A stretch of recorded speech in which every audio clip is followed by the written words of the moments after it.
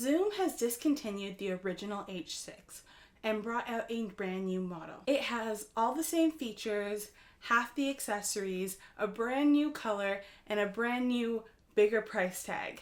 Sounds like a great deal, doesn't it?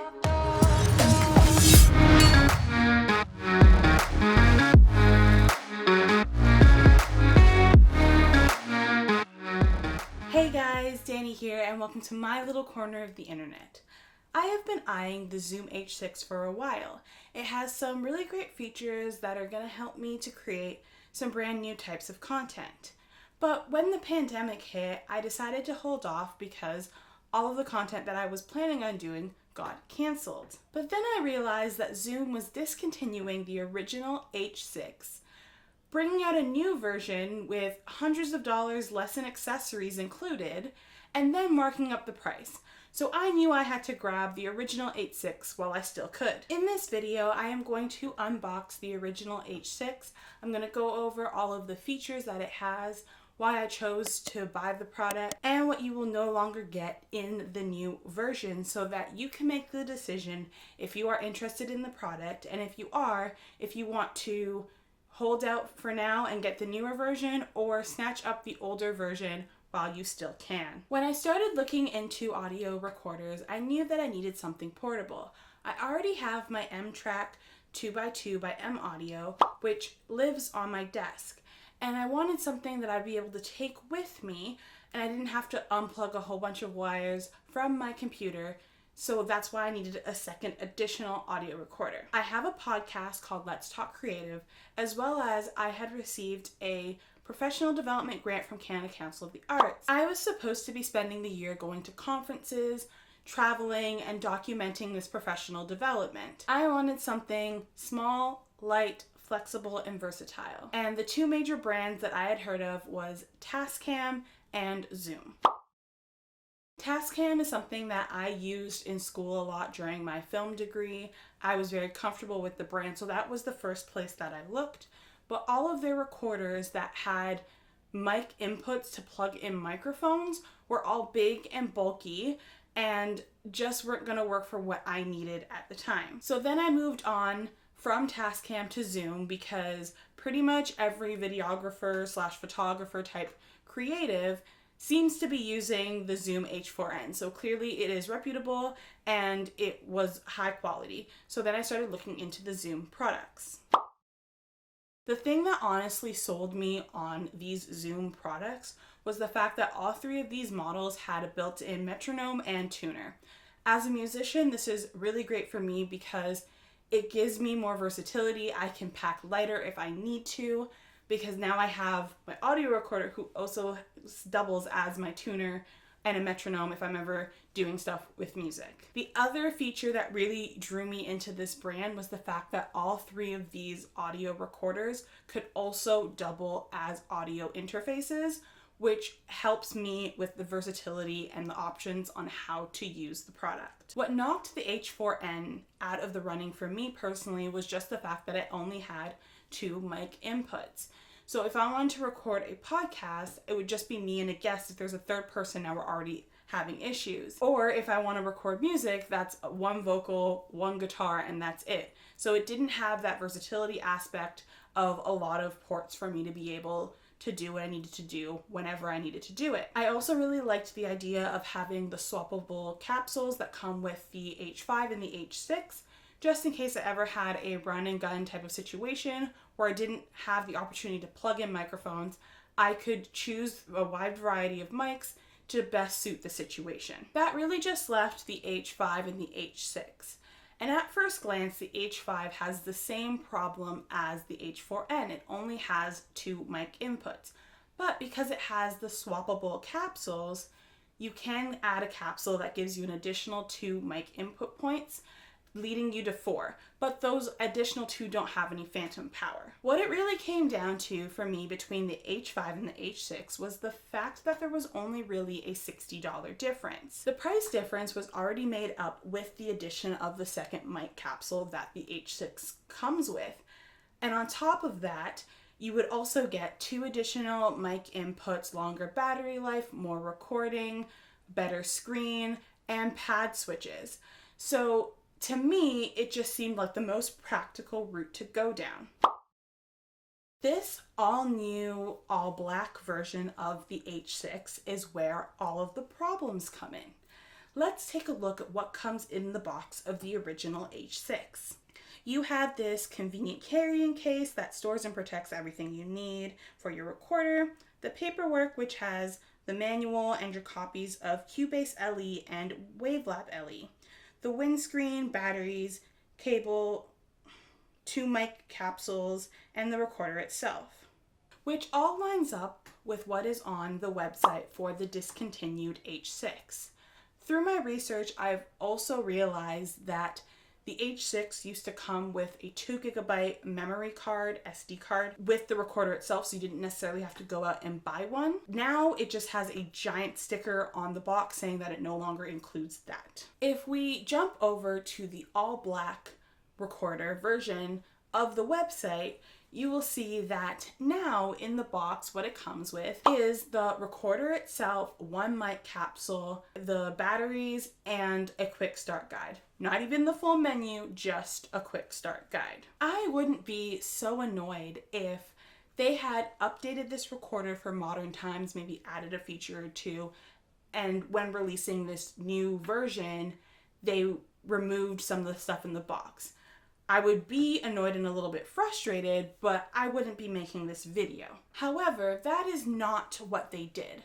So let's take a look at the feature list on both versions of the website. Here we're looking at the discontinued version, so the original H6.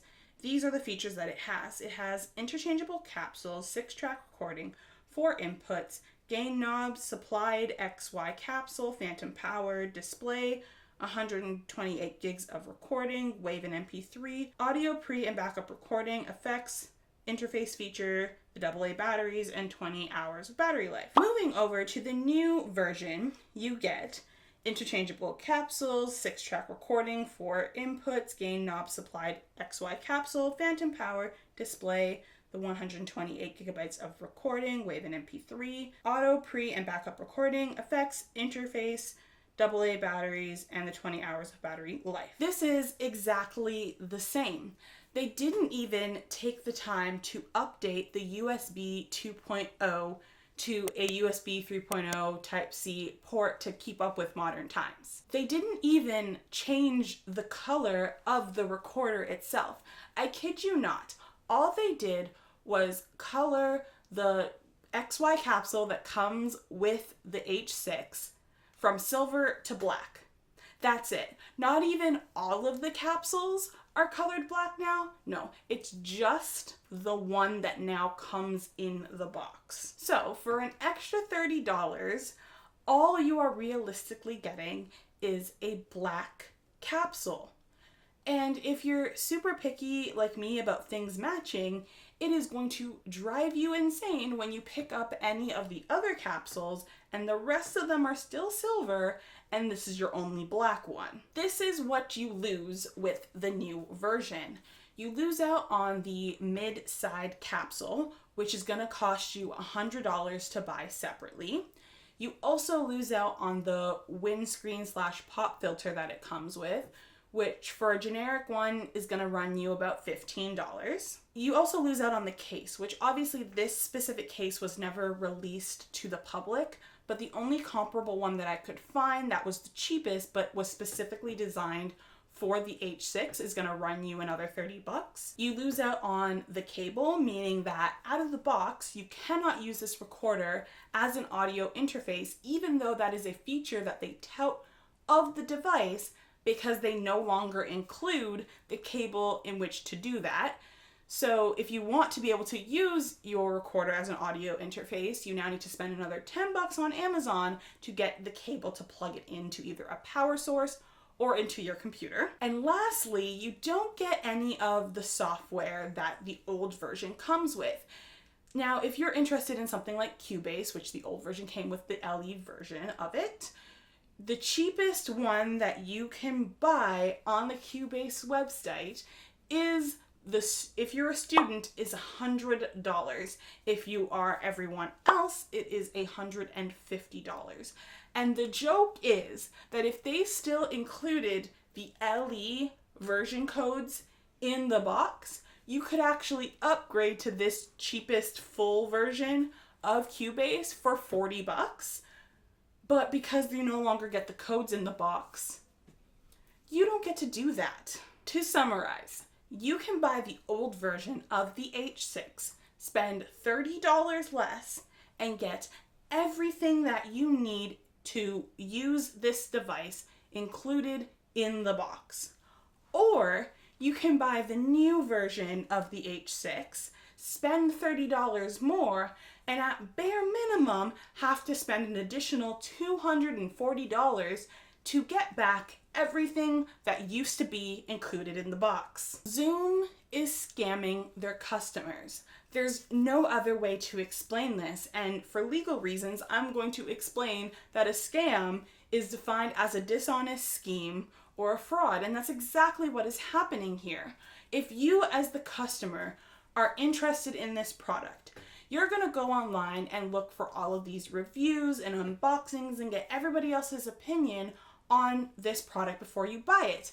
And when you do so, you're gonna think, oh, I'm getting all of these things in the box. You're weighing the pros and cons and the value costs and all of those things. And then you decide to buy it and you realize that, wait, now you have to go spend like $200 more to get all those things that everybody else and all the videos already had in the box. Products are supposed to go down in price over time.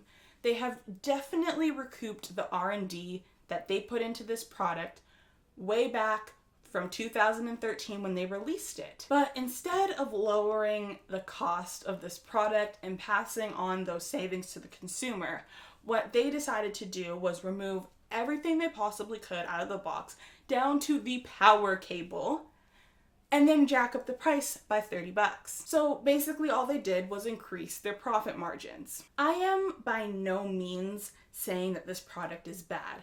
I obviously don't think the product is bad, or else I wouldn't have bought one. All I am saying is that if you are interested in this product and you want to buy it new, buy the older version while you still can. And once all of the new, older versions are sold out, I would highly suggest buying this product used. Just don't buy the all black version of this product. They also actually did this with the H4N Pro. However, they changed the color just like the H6, but they left everything in the box and raised the price. That's a little bit better. Not great still, but a little bit better than the utter scam that is now the new version of the H6. I will be doing a proper review on the H6 once I have a little bit more time with it and I can test it out. I just wanted to get this video out as soon as possible to let people know what was going on with the all black version of the H6. If you want to see that review, be sure to give this video a thumbs up and subscribe. I would love to hear your thoughts on this either on my Twitter, my Instagram, or the comment section down below. I will see you guys next time. Bye. I just honestly want to know what happened to their slogan, "We're for creators."